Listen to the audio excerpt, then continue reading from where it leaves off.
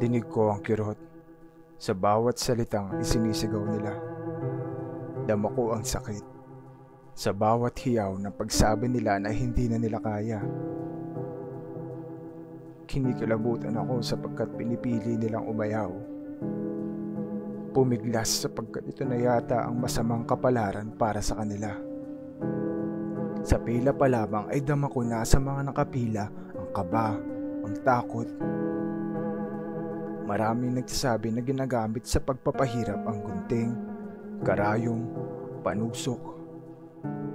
Sa akin ito isang matinding dagok. Isa-isang pumapasok at lumalabas bilang kakaibang nilalang.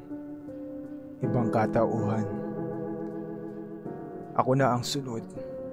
Ako na ang papasok sa silid ng pagdurusa. Kasi sabi ng matatanda, upang maging ganap na lalaki, kailangan kong maranasan ang pagpapatuli.